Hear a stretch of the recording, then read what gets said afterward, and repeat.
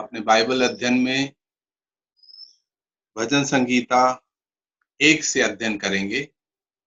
इससे पहले कि हम भजन संगीता के अध्ययन में आए, मैं भजन संगीता की जो पुस्तक है उसका थोड़ा परिचय आपको देना चाहता हूं। भजन संगीता की पुस्तक क्या है, किसने और कब लिखा, कैसे लिखा, चर्च में कब शुरू हुआ और इसमें क्या क्या शामिल है, ये मैं आपको बताना चाहता हूं। भजन संगीता की पुस्तक यहूदियों का धर्म ग्रंथ है, जिसमें गीत हैं जिन्हें यहूदियों ने यहोवा की आराधना तथा प्रार्थना हेतु लिखा था। ये आत्म प्रेरित गीत हैं। इन्हें मूसा से लेकर दाऊद, आसफ, कोरा के पुत्र तथा सुलेमान और कई बेनाम लोगों ने लिखा, जिनके नाम उसमें नहीं है। पर इनका जो एक गीत पुस्तक के रूप में यहूदियों ने जो संकलन किया, वो इजरा नामक याजक ने बंधुआई से वापस आने के बाद संकलन किया। और ये गीत मूसा से लेकर आखिरी लेखक तक करीब 1000 वर्ष का समय को पूरा करते हैं। ये जैसा मैंने आपसे कहा, ये आत्म प्रेरित है। आत्म प्रेरित का मतलब क्या होता है? आत्मा से प्रेरित होकर के लिखा, अर्थात इनका वास्तविक लेखक पवित्र आत्मा है। हालांकि मनुष्यों की कलम से ये लिखे गए, लेकिन कलम को चलाने वाला ईश्वर था। कहने का यह अर्थ है, जब ये लोग भजनकार लिख रहे थे तो उनको कई बार ये पता नहीं था कि वो एक्चुअली क्या लिख रहे हैं। ये कई भजनों में हम पढ़ते हैं, जैसे दाऊद के भजन 22 में हम पढ़ते हैं, उन्होंने मेरे हाथ पैर छेदे और सांडों ने मुझे घेर लिया। ये सब चीजें जो है दाऊद ऐसे लिख रहा था। नॉर्मली जब कोई भी चीज कोई लिखता है, एक आप पत्र लिखते हैं या कुछ भी लिखते हैं, तो उसको दोबारा पढ़ते हैं। तो जब इन लोगों ने दोबारा पढ़ा होगा तो उसका अर्थ समझ में नहीं आया होगा, क्योंकि लिखवाने वाला पवित्र आत्मा था और उसका उद्देश्य प्रभु यीशु मसीह की ओर इशारा करना था, मसीहा जो आने वाला था। तो ये आत्म प्रेरित है। और चर्च के शुरू से, जब से चर्च प्रारंभ हुई, जब से कलीसिया का ये अभिन्न अंग रहा है। कलीसिया इन भजनों को अपनी आराधना में शामिल करती थी। मैं चाहता हूं आप अपनी बाइबल से मेरे साथ निकालिए इफिसियों की पुस्तक, उसका 5वां अध्याय और उसका 19 वचन। इफिसियों की पुस्तक, उसका 5वां अध्याय और उसका 19 वचन। यहां पर पौलुस इस प्रकार लिखता है, आपस में भजन, स्तुतिगान तथा आत्मिक गीत गाया करो और अपने अपने मन में प्रभु के सामने गाते और भजन कीर्तन करते रहो। यहां पर पौलुस का लिखने का अर्थ यह है कि तुम्हारी आराधना में 3 चीजें हो, भजन हो, स्तुति गान हो और आत्मिक गीत। इसका मतलब यह हुआ, भजन जो भजन संगीता की किताब में, ये हमारी आराधना का एक हिस्सा है। आत्मिक गीत जो आपके पास गीत पुस्तिका है, जो वचन के आधार पर गीत लिखे गए हैं या जो एक डॉक्ट्रिन के हिसाब से सही है, वो गीत। और तीसरा है आत्मिक गीत, जो आपकी आत्मा से निकल करके आराधना आती है। तो हमारे आराधना के 3 हिस्से यहाँ पौलुस बताता है, भजन, स्तुतिगान और आत्मिक गीत। ये भजन हमारी आराधना का एक प्रमुख हिस्सा है और ये पौलुस के समय से ही एक हिस्सा रहा है। इन भजनों में क्या क्या शामिल है? इन भजनों में स्तुति है, आराधना है, प्रार्थना है, धन्यवाद है। और ज्यादातर भजन मसीहा की ओर संकेत करते हैं, जो मसीहा आने वाला है। अर्थात जैसे भजन का 22:1 और 31:5 में प्रभु यीशु मसीह की ओर इशारा, हे मेरे परमेश्वर तूने मुझे क्यों छोड़ा। एग्जैक्टली वो शब्द भी भजनकार ने लिख दिए और प्रभु यीशु मसीह ने स्वयं कहा कि ये सब मेरे बारे में इशारा करते हैं। जब मैं भजन पुस्तक पर ध्यान कर रहा था तो पहला भजन धन्यवादिता से शुरू होता है। क्या ही धन्य है वो पुरुष। हमारी हिंदी भाषा में धन्य आया है और कुछ दूसरी भाषाओं में भाग्यवान आया है, जैसे तमिल भाषा और मलयालम भाषा में आया है भाग्यवान। मतलब क्या ही भाग्यवान है वो पुरुष जो दुष्टों की युक्ति पर नहीं चलता। तो जब मैं इसको पढ़ रहा था तो मुझे ध्यान आया कि कुछ भजन हैं जो धन्यवादिता से या भाग्यवान या ब्लेसेडनेस से शुरू होते हैं, और वो जो टोटल 6 भजन है उनके बारे में मैं आपको बताना चाहता हूं। जैसे भजन 1 है, ये भी शुरू होता है, क्या ही धन्य है वो पुरुष। भजन 32 है, क्या ही धन्य है वो पुरुष जिसके पाप क्षमा हुए। तो भजन 1 के 3 में है, वो धन्य पुरुष का क्या है, भाग्यवान पुरुष का क्या है, उसको सफलता मिलती है। भजन 32 का जो धन्य पुरुष है उसको क्षमा मिलती है। भजन 41 का जो धन्य पुरुष है उसको सुरक्षा मिलती है। भजन 119 में क्या है, उसको ज्ञान मिलता है। भजन 119 का 130 आयत में लिखा हुआ है, तेरे वचन के प्रवेश से प्रकाश होता है। और भजन 128 के जिसके आधार पर हमारी बहनों ने भी एक गीत गाया है, उसमें क्या है, हमें स्वास्थ्य और समृद्धि मिलती है, तेरा भला ही होगा, सब कुछ अच्छा होगा। और जो आखिरी भजन है जो धन्यवादता शुरू होता है वो 144 है, वो धन्य है हमारा प्रभु। हम लोग धन्य है, हमारा प्रभु धन्य है, और उस धन्य प्रभु के हम लोग हैं। अगर हम भजन 144 को पढ़े, वो हमारा आज का विषय नहीं, लेकिन वहां पर आप देखेंगे क्योंकि हमारा प्रभु धन्य है, इसलिए हमारे बेटे, हमारी बेटियां, हमारे खेत, हमारे भेड़, हमारे बैल, हमारे घर सभी धन्य होंगे। सदियों से इन भजनों को संतों की सांत्वना का एक बड़ा स्रोत रहा। मैंने स्वयं इन भजनों के द्वारा अपने जीवन में काफी सांत्वना पाई है। जब ये भजन का अध्ययन आगे बढ़ेगा तो मैं उसके बारे में आपको बताऊंगा। तो ये हमारा था भजनों का परिचय। भजन की पुस्तक में 150 भजन है और ये 5 पुस्तकों में विभाजित है, लेकिन अभी हम भजन 1 पर आ जाएंगे और हम पूरे भजन को 1 आयत से लेके 6 आयत तक पढ़ेंगे। मैं आपके सामने इनको पढ़ रहा हूं।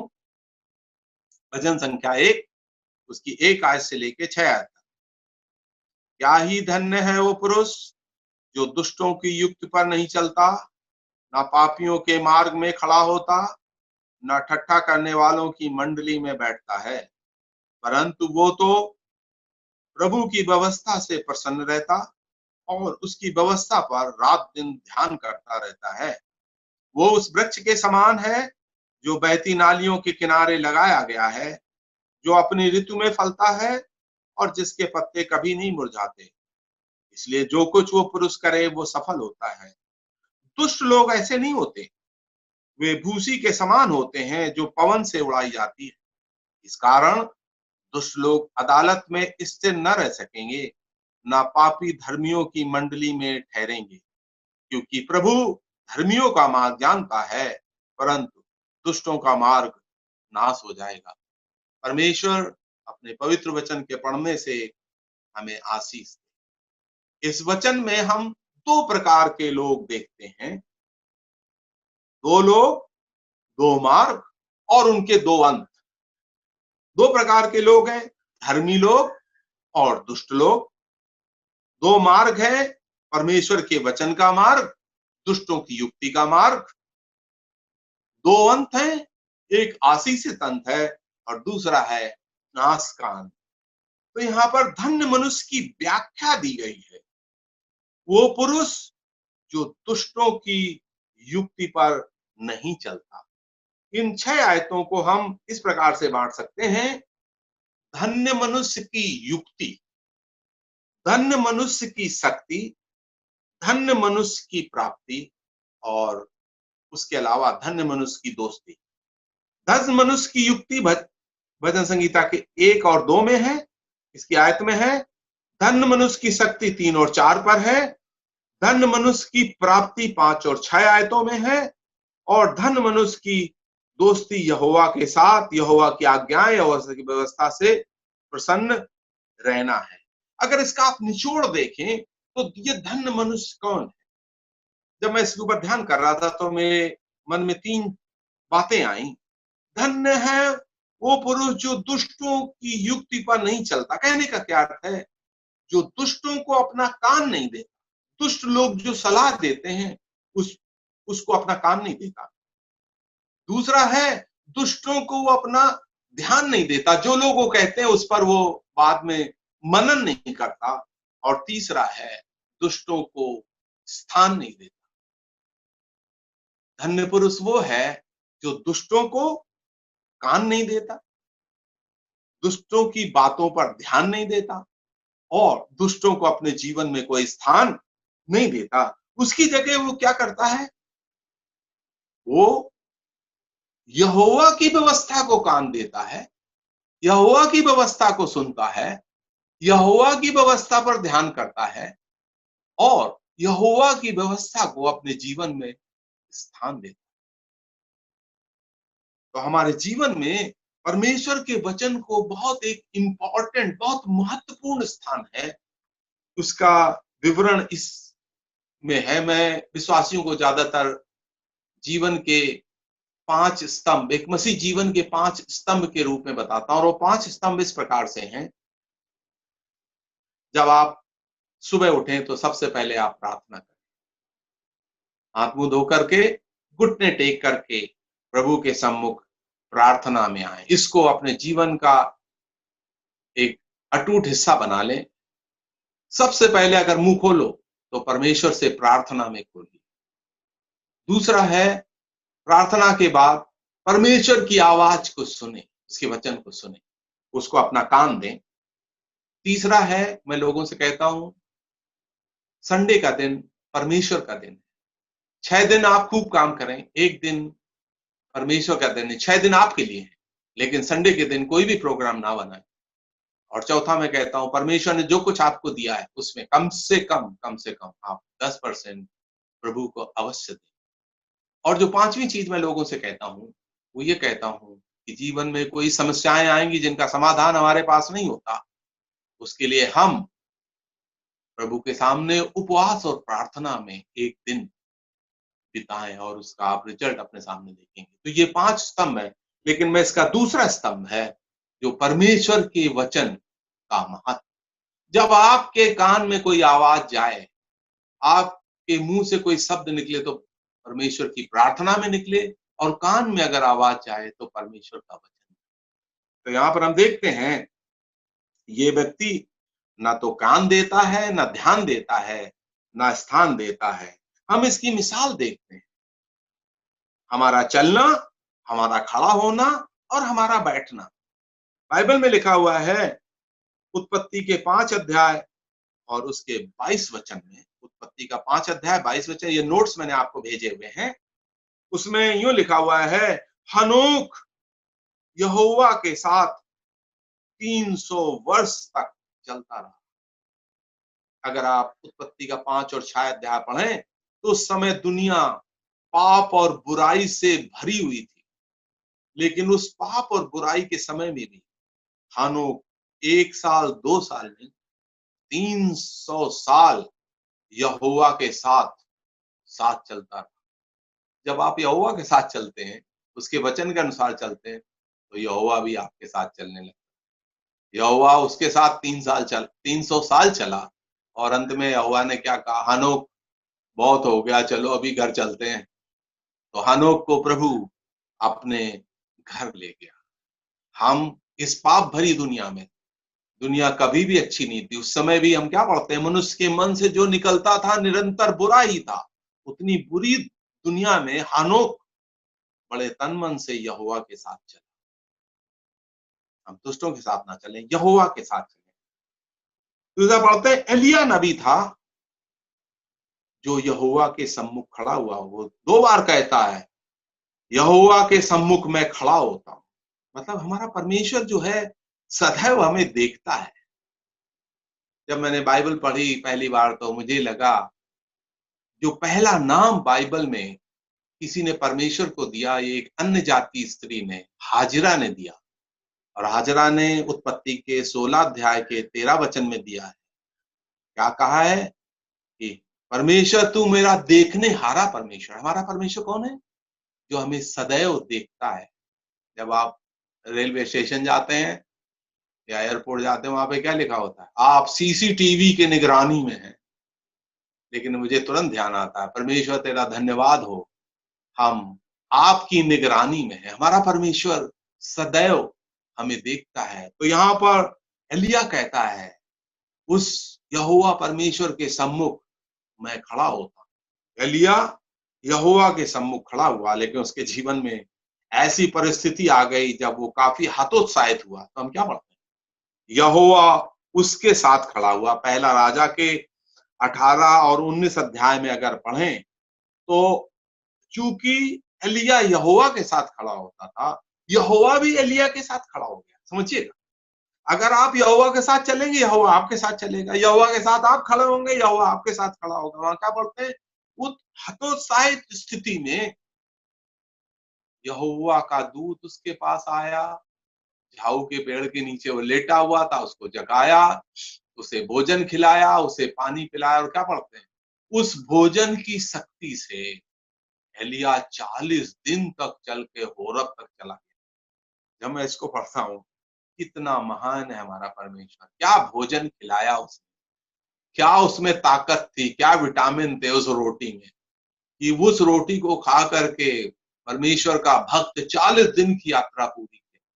मैं सोचता हूँ बाइबल में 2 ही जगह लिखा हुआ है जहां पर परमेश्वर ने किसी को खिलाया।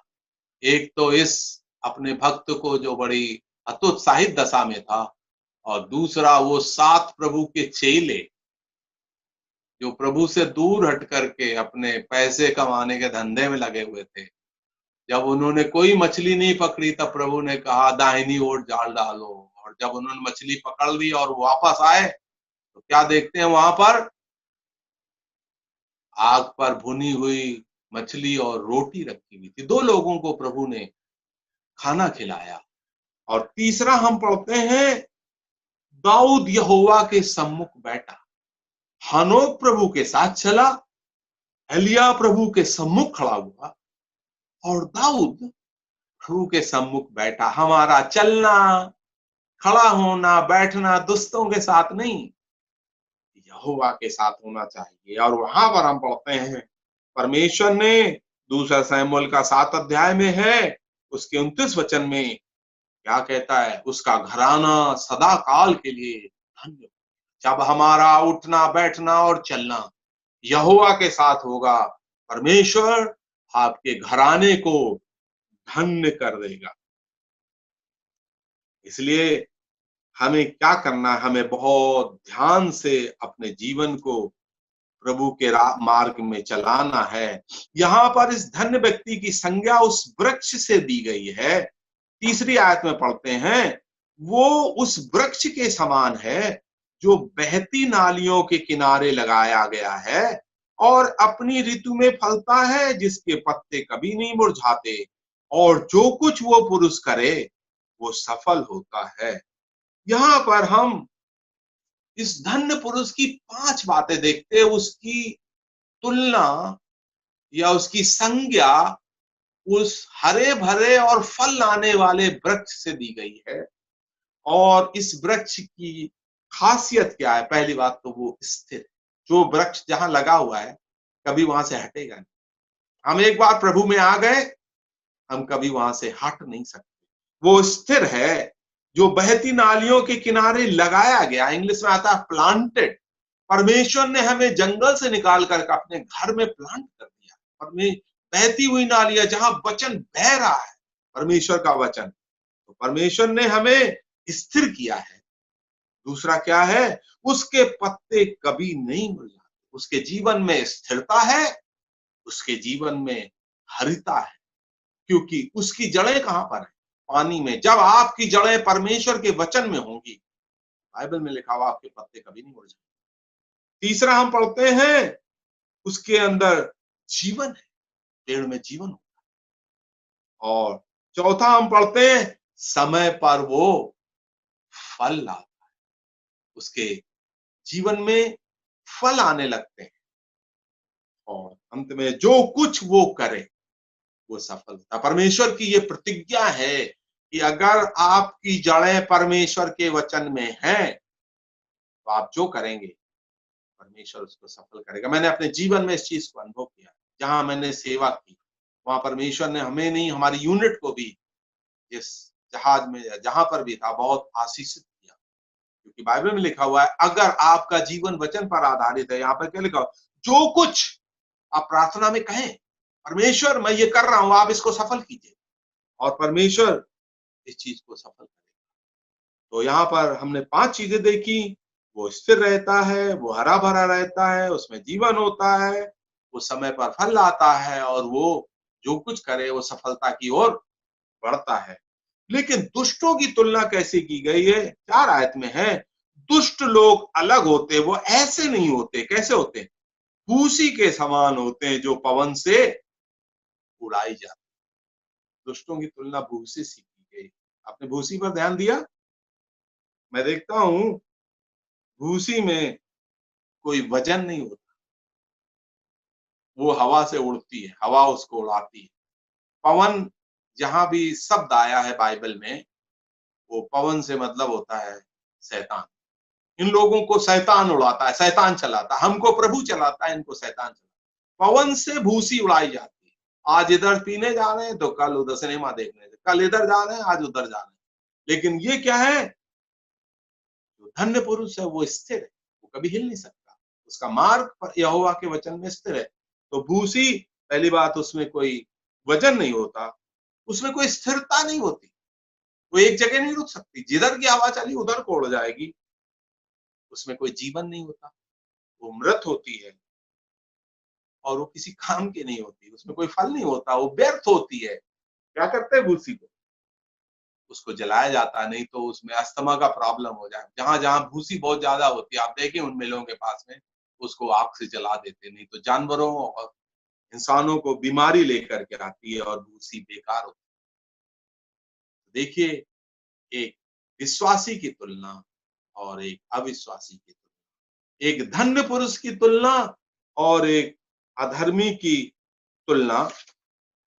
तो यहाँ पर हम पढ़ते हैं कि धर्मी की जड़ें परमेश्वर के वचन में, एफिसियों के 3:17 में पौलुस लिखता है, तुम उसके प्रेम और वचन में जड़ पकड़ते जाओ। और इस प्रकार से हम अपने जीवन में हरे भरे रहेंगे, हम अपने जीवन में समय से फल लाएंगे। और यहाँ पर लिखा हुआ है भजन 92 के 13 में कि वो बुढ़ापे में भी फल लाए। लेकिन 5 और 6 आयत, देखिए 1 से 4 आयत वर्तमान के बारे में है, लेकिन अगर 5 और 6 आयत पढ़ें तो यहाँ पर देखिए, मैं आपको पढ़ रहा हूं, इस कारण दुष्ट लोग अदालत में स्थिर न रह सकेंगे, न पापी धर्मियों की मंडली में ठहरेंगे, क्योंकि प्रभु धर्मियों का मार्ग जानता है, परंतु दुष्टों का मार्ग नाश हो जाएगा। आप देखें, इससे क्या पता चलता है? ये भविष्य के बारे में बात कर रहा है। अभी तक वर्तमान के बारे में था, ये भविष्य के बारे में। एक बात सभी विश्वासियों के लिए बहुत जरूरी है, हम दूर की सोचें, या यूं कह लीजिए हम दूरदर्शी बने। आज हम क्या कर रहे हैं और कल क्या होगा। तो यहाँ पर परमेश्वर का आत्मा हमारा ध्यान भविष्य की ओर खींचता है, और यहाँ पर क्या कहता है? इस कारण दुष्ट लोग अदालत में स्थिर न रह सके। एक अदालत की ओर ध्यान खींचता है। ये अदालत कहाँ लगेगी? 2 अदालतें हैं वचन में। एक तो मसीह का न्याय आसन, और दूसरी अदालत है मसीह का विशाल श्वेत सिंहासन। जब कलीसिया उठा ली जाएगी तो मसीह का न्याय आसन विश्वासियों के लगेगा, जहां पर विश्वासियों का न्याय होगा। लेकिन उसमें से कोई भी नरक में नहीं डाला जाएगा, सभी स्वर्ग में रहेंगे। उनके कामों का न्याय होगा, सभी लोग स्वर्ग में जाएंगे, वहां से कोई भी नरक में नहीं जाएगा। लेकिन दूसरी अदालत जो लगेगी, ये जब जमीन और आसमान हट जाएंगे, भजन प्रकाशित वाक्य 21 में हम पढ़ते हैं, उस समय ये अधर में अदालत लगेगी, और इसको कहते हैं ग्रेट व्हाइट थ्रोन। ये इतना बड़ा सिंहासन होगा, क्योंकि बहुत लोगों का वहां पर न्याय करना होगा। आदम के बाद से जितने लोग आखिरी तक सब वहां पर इकट्ठे होंगे। बाइबल में लिखा हुआ है, समुंदर ने उन मृतकों को जो उसमें थे, अर्थात जिन लोगों की राख समुंदर में चली गई, उस समुंदर से परमेश्वर उस राख को निकाल करके, उनकी आत्माएं अधोलोक से निकाल करके, उन्हें फिर से जोड़ करके और उस न्याय सिंहासन के सामने खड़े होंगे। बहुत जनता वहां पर खड़ी होगी। इसलिए इसको कहा गया है विशाल श्वेत सिंहासन, और वहां पर उनका न्याय होगा। वहां पर हम क्या पढ़ते हैं, जिस पुस्तकें खोली गई और एक और पुस्तक खोली गई, और जिस किसी का नाम उस जीवन की पुस्तक में नहीं था, वो नरक की आग में डाला। इसका निचोड़ ये कह सकते हैं कि विशाल से सिंहासन का जो न्याय होगा, उसमें से कोई स्वर्ग में नहीं जाएगा, सभी लोग नरक में जाएंगे। ये दो अदालतों के दो फैसले जानना बहुत जरूरी है। मसीह का न्याय आसन जो स्वर्ग में होगा, उसमें से कोई नरक में नहीं जाएगा, लेकिन मसीह का जो विशाल श्वेत सिंहासन का जो न्याय होगा, उसमें से कोई स्वर्ग में नहीं जाएगा, सभी लोग नरक में जाएंगे। इसलिए यहाँ पर उस अदालत की ओर हमारा इशारा करता। सभी मनुष्यों का ये कर्तव्य है कि दूर की सोचें। एक विश्वासी होने के नाते हमें सिर्फ वर्तमान की नहीं सोचना है, हमें दूर की सोचना है। इसलिए पौलुस क्या कहता है, थोड़े दिन का इस पृथ्वी का क्लेश, आने वाली महिमा जो प्रकट होगी उसके सामने ये कुछ भी नहीं। हमें हमेशा दूर की सोचना, ये हमारे लिए बहुत बहुत जरूरी है। कई लोगों ने बाइबल में, हम पढ़ते हैं, दूर की नहीं सोची। जैसे हम पढ़ते हैं सुलेमान के बारे में। सुलेमान बहुत ज्ञानी था, उसने 3 किताबें लिखी, नीति वचन, श्रेष्ठ गीत और सबोपदेशक। लेकिन हम उसके बहुत ज्ञानी था, लेकिन उसके अंदर एक कमी थी, उसके अंदर आत्मनियंत्रण नहीं था। और हम क्या पढ़ते हैं, उसने इतनी सारी औरतों से शादी कर ली, और शायद उनके नाम भी नहीं जानता होगा, 900 कितनी, 700 और 200 रखैल। और लेकिन क्या हुआ, उसके जीवन के बाद राज्य 2 भागों में, और कितना गृह युद्ध हुआ। एक दिन के गृह युद्ध में 1,20,000 यहूदी मारे। भाई और बहनों, दूर की सोच के चलो। आज आप जैसे चल रहे हैं, आज जो आप कर रहे हैं, कल इसका फल आपको दिखाई पड़ेगा। जैसे हम लूत के परिवार के बारे में भी पढ़ते हैं। लूत की पत्नी यहोवा के वचन के अनुसार चलने के लिए तैयार नहीं थी। स्वर्गदूत उसको आगे खींच रहे थे, अम्मा गारू पीछे खींच रही थी। और क्या हुआ, वो नमक का खंभा बन गई। लेकिन उसका परिवार का क्या हुआ, लूत से उसकी बेटियों के द्वारा 2 संतानें पैदा हुई, अमोनाइट और मोआबाइट, और वो लोग परमेश्वर के दुश्मन हो। देखिए परमेश्वर के कितने नजदीक चलने वाले लोग, उनकी संतानें परमेश्वर के दुश्मन हो। इसलिए हमें परमेश्वर के वचन को बहुत जोर से पकड़ करके चलना है। तो यहां पर कहता है, दुष्ट लोग अदालत में स्थिर न रह सकेंगे, ना पापी धर्मियों की मंडली में ठहरेंगे। अगर भजन आप 1 में पढ़ेंगे तो हम क्या पढ़ते हैं, धर्मी दुष्ट के साथ नहीं खड़ा होता, नहीं चलता। और यहां पर क्या है, अभी दुष्ट धर्मी के साथ नहीं खड़ा हो पाए। धर्मी लोग स्वर्ग में चले जाएंगे, दुष्ट लोग नरक में चले जाएंगे। कितना बड़ा फर्क। वो अदालत आएगी, और यहां पर लिखा हुआ है, प्रभु धर्मियों का मार्ग जानता है। परमेश्वर का धन्यवाद, हम जो कुछ भी कर रहे हैं, जहां भी हैं, परमेश्वर हमारे बारे में सब कुछ जानता है। वो सर्वज्ञानी प्रभु। हम हमेशा ध्यान रखें, हम जहां पर भी हैं, परमेश्वर जानता है। यहोवा धर्मियों का मार्ग जानता है, दुष्ट का मार्ग नष्ट हो जाए। इस वचन में वचन की विशेषता पर ध्यान दिया गया। वचन का कितना महत्व है। बाइबल के जो वचन हैं वो कितने महत्वपूर्ण है, क्योंकि ये एक ऐसी किताब है जिसको परमेश्वर ने स्वर्ग से उतारा है। ये आत्मा से प्रेरित होकर के लिखी गई, ये कल्पना से लिखी गई पुस्तक नहीं है। इस पुस्तक और दूसरी पुस्तकों में बहुत फर्क है। इसलिए इसके लिखे हुए वचनों पर हमें ध्यान करना बहुत जरूरी है। हमारे साथ थोड़ी देर के लिए आप निकाल लें यशायाह नबी का 55 अध्याय, यशायाह नबी का 55 अध्याय और उसका 8 वचन। बाइबल के वचन और दूसरे वचन 8 वचन से लेकर के मैं आपको 13 वचन तक पढ़ता हूं। यशायाह नबी उसका 55 अध्याय 8 से लेके 13 वचन तक परमेश्वर के वचन के महत्व को, और परमेश्वर का वचन जब आपके जीवन में आता है तो उसके फल को यहाँ पर परमेश्वर स्वयं दर्शाता है। पढ़िए हमारे साथ 8 वचन। क्योंकि प्रभु कहता है, मेरे विचार और तुम्हारे विचार एक समान नहीं है, ना तुम्हारी गति और मेरी गति एक सी है। क्योंकि मेरी और तुम्हारी गति में और मेरे और तुम्हारे सोच विचारों में आकाश और पृथ्वी का अंतर। इस पुस्तक और बाकी पुस्तकों में कितना अंतर है? आकाश और पृथ्वी का। क्योंकि ये आसमान से आई हुई पुस्तक है, ईश्वर के विचार हैं, बाकी मनुष्यों का ज्ञान है।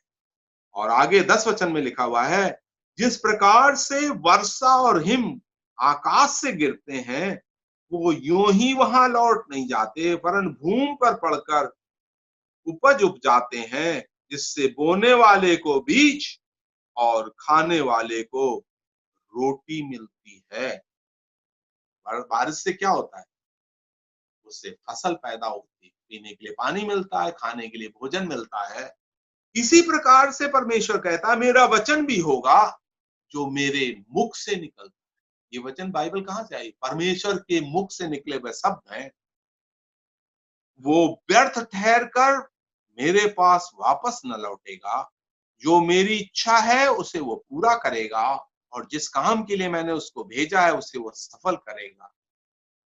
उसका उद्देश्य है मुक्ति और चंगाई, क्योंकि तुम आनंद के साथ निकलोगे। जब परमेश्वर का वचन आपके अंदर जाएगा, आपके अंदर आनंद आएगा, शांति के साथ पहुंचाओ जाओगे। आपका जीवन एक शांतिपूर्ण जीवन होगा।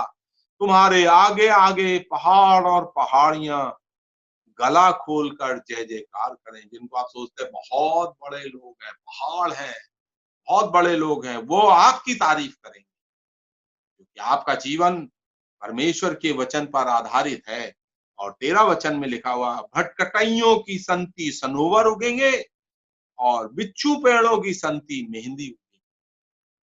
जो गांव के रहने वाले लोग हैं वो शायद जानते होंगे भटकटाइये क्या होते हैं।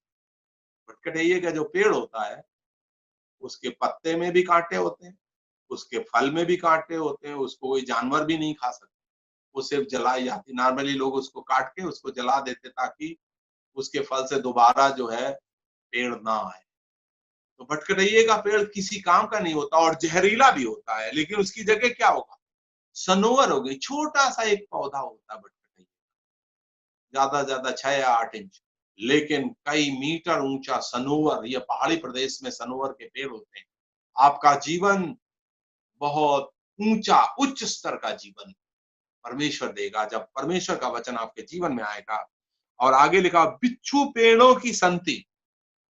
बिच्छू पेड़ आपने देखे जिसको छुई मुई बोलते हैं, छूने से छुए, लेकिन उसका कांटा एकदम पकड़ लेगा, आपके कपड़े को फाड़ देगा। बिच्छू पेड़ों की जगह क्या निकलेगा? मेहंदी उगेगी, मर्टल बोलते हैं। मेहंदी के पेड़ की क्या खासियत? बिच्छू का पेड़ तो ऐसा कांटा है कि फाड़ देगा, लेकिन मेहंदी के पेड़ की क्या खासियत है? सभी लोग मेहंदी लगाते हैं ना, ज्यादातर लोग। मेहंदी के पेड़ की खासियत है उसकी जड़ से लेके उसके तने में, उसकी डालियों में, उसके पत्तों में, उसके फूल में, उसके फल में, सब जगह बहुत सुंदर सुगंध होती है। जड़ से लेके फल तक बहुत सुंदर सुगंध होती है। तो परमेश्वर कहता है, तुम्हारा जीवन जो भटकटाइयों और बिच्छू पेड़ों के समान है, उसको मैं सनोवर और मेहंदी जैसा कर, जिसमें सदैव एक सुगंध आती रहेगी, और इससे प्रभु का नाम होगा और ये सदा का चिन्ह होगा और कभी मिटेगा। तो परमेश्वर के वचन के महत्व को, क्योंकि ये वचन परमेश्वर के मन से निकले हुए वचन है, और ये वचन जब हमारे मनों में आते तो ये सारे रिजल्ट हमारे सामने दिखाई पड़ते हैं। अंत में मैं आपके सामने ये कहना चाहता हूं कि धर्मी सदा बना रहेगा और दुष्ट नाश हो जाए। एक्चुअली नाश का मतलब होता है, इंग्लिश में कहते हैं पेरिश। पेरिश का अर्थ होता है परमेश्वर के द्वारा भुला दिया जाना। परमेश्वर दुष्ट को भुला देगा। एक हमारे नेवी के भाई साहब हैं, हीरा सिंह, जब वो नई नई बाइबल पढ़ रहे थे तो उन्होंने ये प्रश्न मुझसे पूछा, धनी व्यक्ति और लाजरस के बारे में। उन्होंने कहा, मिश्रा जी, यहाँ जो गरीब भिखारी है इसका नाम तो लिखा हुआ है, लेकिन धनी व्यक्ति का नाम नहीं। लूका के 16 अध्याय में उसकी कहानी है। इतना धनवान था, उसका सब डबल में है। बैंगनी मलमल पहनता, सुख विलास से रहता और धूमधाम से चलता था, बहुत बड़ा आदमी था। लेकिन जब उसके बारे में प्रभु यीशु मसीह बता रहे हैं तो उसका नाम बताना भूल गए। क्या परमेश्वर कुछ भूल जाता है? परमेश्वर कुछ भी भूलता नहीं, लेकिन जो परमेश्वर को भूल जाता है उसको परमेश्वर भी भूल जाता है। तो जब भाई ने हमसे पूछा, उस प्रश्न को मैं कभी भूला नहीं कि उसका नाम क्यों नहीं है। गरीब आदमी का नाम है क्योंकि वो विश्वासी था, उसका नाम जीवन की पुस्तक में था, इसलिए उसका नाम वहां पर दर्ज है। धनी व्यक्ति मर करके नरक में चला गया, इसलिए उसको यहोवा ने भुला। जो यहोवा को भुला देते हैं, यहोवा भी उनको सदा काल के लिए भुला देता। दुष्टों का मार्ग नाश हो जाएगा, ऐसा बाइबल में आया है, लेकिन धर्मी सदा बना रहेगा। हम परमेश्वर की उपस्थिति में सदा बना रहेंगे। हमें अपनी सोच को वचन के अनुसार बढ़ाना है और सोच को ऊंचा करना है, हमारे विचारों को ऊंचा करना। कहते ना, साधारण जीवन और उच्च विचार, सादा जीवन उच्च विचार। हमारे विचार में परमेश्वर का वचन, जब आप पढ़ें परमेश्वर का वचन पढ़ें, सुने परमेश्वर का वचन सुने, और जब ध्यान करें तो परमेश्वर का वचन पर ध्यान करें। दुनिया के आप किसी चीज पर ध्यान करिए, दुनिया में कोई भी चीज स्थायी नहीं। सिर्फ इस दुनिया में एक ही चीज स्थायी है, ये परमेश्वर का वचन, जो बाइबल। प्रभु यीशु मसीह ने क्या कहा? स्वर्ग और पृथ्वी टल जाएंगे लेकिन ये वचन कभी नहीं टलेगा। ये बाइबल कभी नहीं टलेगी। बाकी जो आप देख रहे हैं, एक दिन सारा कुछ नाश हो जाएगा, कुछ भी नहीं, क्योंकि ये बना ही अदृश्य चीजों से। सब चीजों की रचना इब्रानियों में क्या लिखा हुआ है? जो देखने में आता है वो अदृश्य चीजों से। ये सब नाश हो जाएगा, लेकिन परमेश्वर का धन्यवाद हो, एक हमारे पास सदा काल के लिए एक चीज है, जो है परमेश्वर का वचन, क्योंकि ये वचन स्वर्ग में सदा स्थिर है। तो इसके अंत में मैं आपसे ये पूछना चाहता हूं, आपका कान कहाँ है? आप क्या सुनते हैं? आपका ध्यान कहाँ है? आप क्या सोचते हैं? आपका स्थान कहाँ? आप किसके बीच में बैठे? क्या आप हनोक के समान यहोवा के साथ चलते हैं? क्या आप एलिया के समान सदैव प्रभु के सम्मुख रहते हैं? यहोवा सदा मुझे देख रहा है। क्या आप जब बैठते हैं आपके इस बात का ध्यान रहता है, मैं यहोवा के सम्मुख बैठा? ऐसा कोई समय नहीं जब हम यहोवा की निगरानी में ना हो। वो हमें सदैव देखता है, हमारा परमेश्वर है जो हमारी प्रार्थना को भी सदैव सुनता है। इसलिए हम अपने मनों को परमेश्वर के वचन से भर दें। हमारे मन में परमेश्वर के वचन भरे रहें और उन वचनों पर हम ध्यान करते हैं। आपने पुराने नियम में पढ़ा, जो पशु, जो शुद्ध पशु हैं, जो जानवर हैं, वो शुद्ध पशुओं की दो खासियत है। वो खासियत क्या है? उसके खुर फटे हों और वो जुगाली करता हो या पागुर करता हो। उसका ये अर्थ है विश्वासियों के लिए कि हम परमेश्वर के वचन को पढ़ें जुगाली करने का अर्थ होता है जब भैंस ने चारा खा लिया, रात में बैठ के उस चारे को फिर अपने मुंह में लाती है और चबाती है, वो उसके स्वास्थ्य के लिए अच्छा होता है और ज्यादा दूध देती है। इसी प्रकार से जो हम वचन को पढ़ लेते हैं, दिन के दौरान हम उस वचन पर ही ध्यान करते हैं। दूसरा, उस जानवर की खासियत है, उसके खुर फटे होते हैं, उसकी पकड़ मजबूत होती है, जैसे बकरी, गाय है, भैंस है, इसके खुर फटे होते हैं। तो हम परमेश्वर के वचन को पढ़ें, पढ़ना ही काफी नहीं है, उसको अपने मन में बैठाएं, उसको ध्यान करें और उस पर हम चलें, और उसका फल जो हमने आज का भजन पढ़ा है वो ये होगा कि जो कुछ आप करेंगे परमेश्वर उसको सब, ये परमेश्वर की प्रतिज्ञा है। क्योंकि 3 आयत में हम अंत में पढ़ते हैं, जो कुछ वो पुरुष करे, जो कुछ, जहां भी आप हाथ डालेंगे परमेश्वर उसमें सफलता देगा। हमारा परमेश्वर सफलता देने वाला परमेश्वर है। तो जो पहला भजन है जो धन्य से शुरू होता है, वो भजन 1 है और उसका फल है सफलता। परमेश्वर अपने लोगों के परिश्रम को कभी विफल ना करेगा, वो सदैव सफल करेगा। आगे हम जब दूसरे भजनों का अध्ययन करेंगे तो हम उसमें और बताएंगे क्या क्या उसका लाभ, जैसे भजन 128 से जो गा रहे थे, हैं, तेरा भला ही होगा, तू अपनी कमाई को निश्चय खाने पाएगा, भजन 128 में लिखा हुआ। क्या ही धन्य पुरुष जो यहोवा के भय में चलता है, उसकी राहों पर चल। कैसे पता चलेगा वो यहोवा के भय में चल रहा है? क्योंकि वो उसकी राहों में चलता है। उसकी राह कहां पर? उसके वचन में है। तो यहोवा के भय मानने वाले की राह क्या है? यहोवा का वचन। और जब वचन में चलेंगे तो वहां बहुत सारी प्रतिज्ञाएं हैं। परमेश्वर ने चाहा तो इन भजनों का अध्ययन हम भविष्य में करेंगे। एक बार फिर से मैं आपको चैलेंज करना चाहता हूँ, आपके कान कहाँ है, आपका ध्यान कहाँ है, आपका स्थान कहाँ है? और हम परमेश्वर के वचन को अपना कान दें, परमेश्वर के वचन पर सदैव अपना ध्यान दें और परमेश्वर के वचन को अपने जीवन में पूर्ण स्थान दें, पूरा स्थान। और जरूर है कि परमेश्वर आपके सारे कामों को सफल करेगा। परमेश्वर इस वचन के पढ़ने से हमें आशीष दे।